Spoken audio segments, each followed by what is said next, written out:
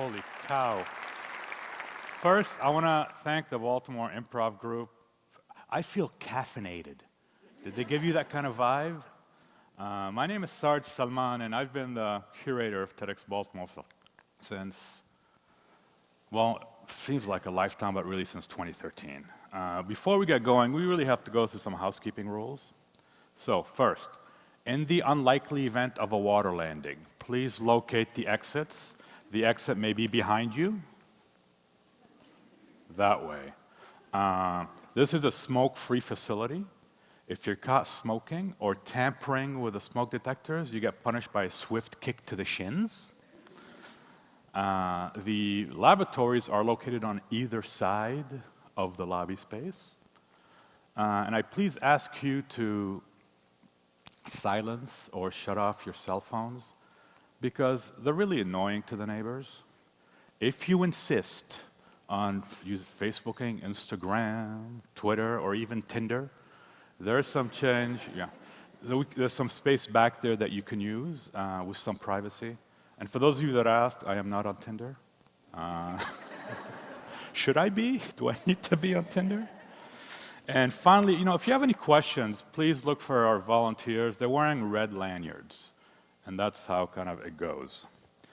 I want to know, who's attended TEDx Baltimore since 2013 to now? Raise your hands. Oh, thank you so much. Thank you so much. Who's done 2015, 16, and 17? Raise your hands, please. I'm sorry. Oops. 20. Wait, what am I talking? 2014, 2015, 2016. Raise your hands. Ooh, a lot of newbies. Who's done 2015 and 2016? Awesome. Who is doing their first one? Wow. Can you please stand? Seriously, this is not going to hurt. And this is advice that I've given before. There are 3 important milestones in life. Your first love, your first kiss, and your first TEDx. Trust me. But I have to say, it doesn't have to be in that order, right? So let me tell you about today's conference. Our goal is to kind of share ideas with you. No, you have to stay standing up. No, I'm just joking. The theme of the conference today, again, so our goal is to share ideas, to challenge you, to plant some seeds in your heads. And that is really our commitment to the community. The theme today is outliers. Outliers it's basically about ideas that challenge conventional thinking. So, if you think of a bell curve, right, the mean's in the middle, we're talking about several standard deviations out. And for those of you that are not science majors, like I was in college, it's really about, ideas that are really away from kind of traditional thinking. But I need to warn you, some of the talks are not the whipped cream with cherry on top type. Some of the talks are no bullshit looks at really very crucial issues, especially relevant to Baltimore. And I strongly believe that, in fact, not including those talks would truly be irresponsible. This is not a fluffy, feel-good kind of conference. And I think that's the curation, it shows that, and of course, your presence here validates that. Now, let's look at today's schedule. So that we begin with session 1. Session 1 is really interesting, and so what we're doing is we're taking a forward look about the future, and you're going to meet some of the people. I'll tell you, some of the stuff they do, it blows my mind, right? And so you're going to be exposed to the people and the ideas that, in fact, are crafting our coming years. Like I said, some of the stuff is like Star Trek. Session 2 is interesting. Session 2 is particularly special. For decades, Baltimore has been bruised and battered by malignant, systemic challenges, and that's a fact.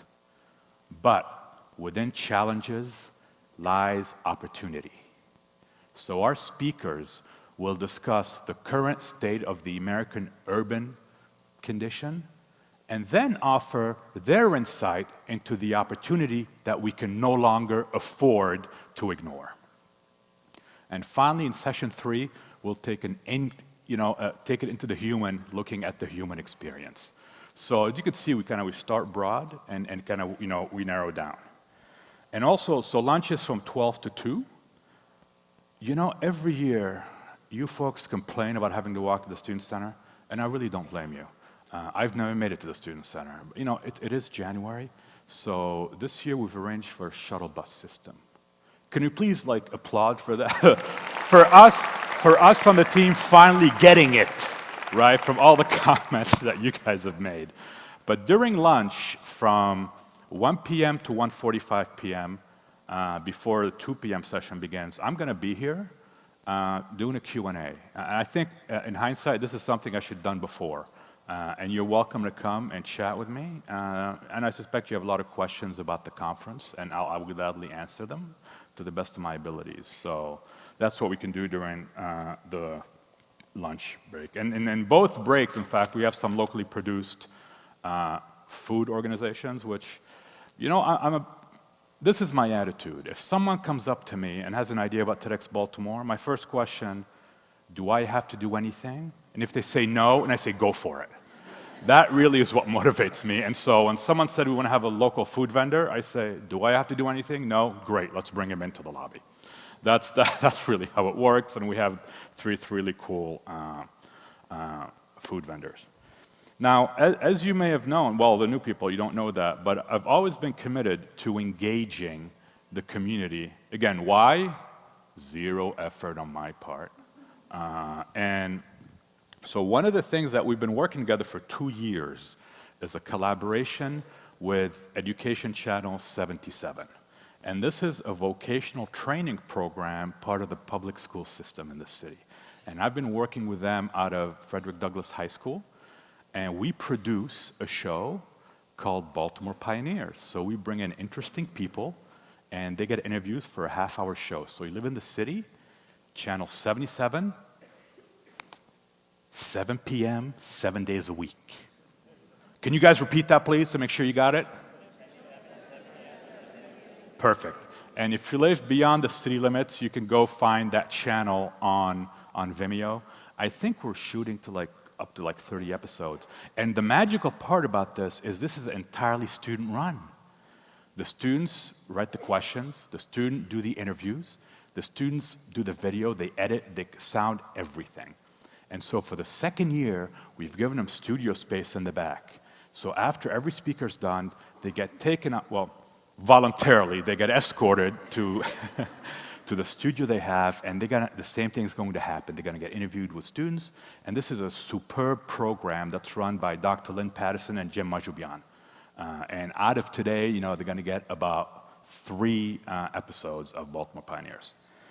But we're also, I'm very honored, and this really moves me to host, students from several other schools.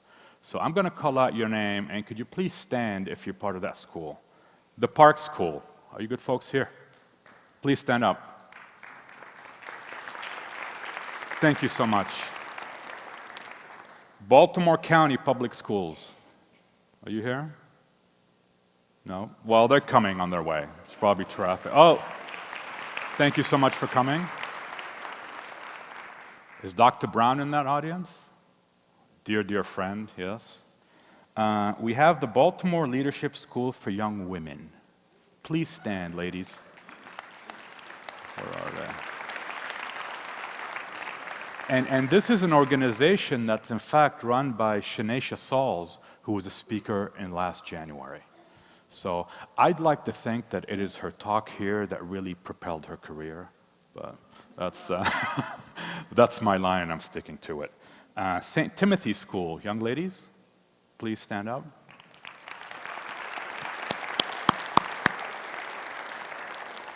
Howard County Public Schools, please stand up. Thank you. And finally, this is, I don't want to say a weird one. So the ticket company is called Mission Tix, and I go online and I check, how ticket sales are doing because, I'm very worried about it. Because I handle the budget, and I was like, oh, where's the money, where's the money? And I see a purchase of 53 tickets. I call them up, I say, this is fraud. They said, yup, this got flagged. But I called the guy up, and in fact, it's not. There were 53 people coming from the Dallastown area school district, and I was like, where the hell is that? It's in Pennsylvania. Please stand. Holy cow.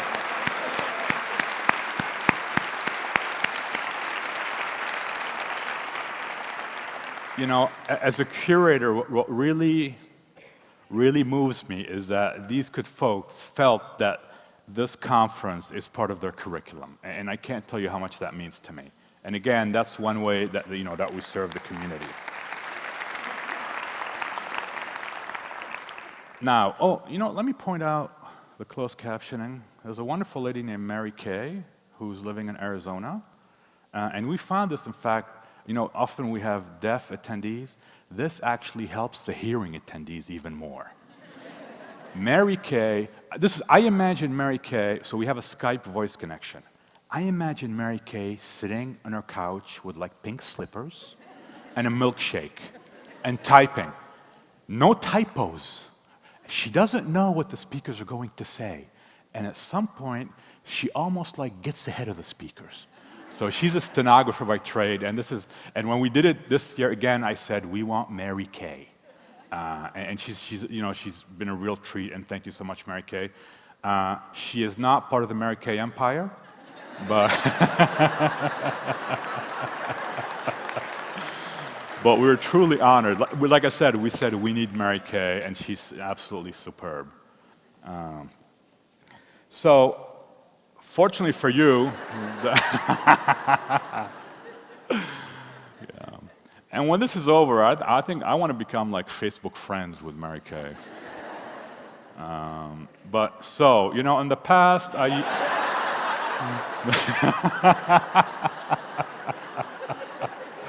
see, you know, this is a great opportunity for me to meet really awesome people, including good folks in Arizona. And I do know this, she's not dressed like we are. She's maybe actually in flip-flops and a tank top and shorts. What's the temperature out there, Mary Kay?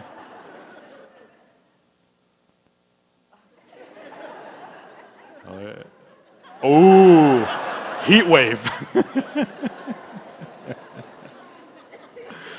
So, you know, in the past, I used to host the whole thing, and honestly, it is exhausting. It's exhausting. Because remember, 0 effort, right? That's the motivation. So I said, I'm going to rest, and I'm going to bring guest hosts. And today, I'm relying from really awesome people, members of the community. Session 1 is hosted by Audrey Wong. Audrey Wong, by training, is a geneticist, but today, she's like a communication expert, and she's the head of communication. I hope I don't overstate her title, but Hopkins Medicine. A fantastic, you're gonna meet her, she's fantastic. Session 2 is being hosted by Eric Booker. Eric is a native of Baltimore, and so these issues, you know, he's very intimately familiar with, and he's a city official with the Code and Enforcement Division. When he comes over to my house, I'm always nervous. Like, this guy's gonna look at the walls, but he's a really nice guy, and he kind of overlooks a lot of things. He really is a great guy, and I think it's important for that session to have, you know, someone who's born and bred in, or bred and born, or anyway, who's from here. And session 3, Gus Sentimentis. You know, I have a quota system. I have like a Greek quota, and Gus fills my Greek kind of quota. I'm joking. Gus is a great guy. He started off his career as a reporter for the Baltimore Sun. Then I think he looked ahead and saw where that was going. So today, he's an audience engagement and social media expert. Gus actually lives nearby in Laurelville. Gus, I gotta tell you, his commitment to the community. He goes to all like the public meetings that none of us go to, that we never heard of, and he live streams them, and he puts them online. And he works at Johns Hopkins University. And finally, of course, I need to thank the people that makes this happen. First of all, it's you. You're the good folks that are making an investment in this conference. I mean, I don't know if Chris Anderson said this. This is entirely volunteer run. So I say it's volunteer run and passion fueled. We cannot be profitable. I cannot even pay my speakers. So I just have to break even, okay? And this is, so, and you buying a ticket truly, it validates our vision and our efforts. So please, I'd like to give you a hand of applause. Thank you.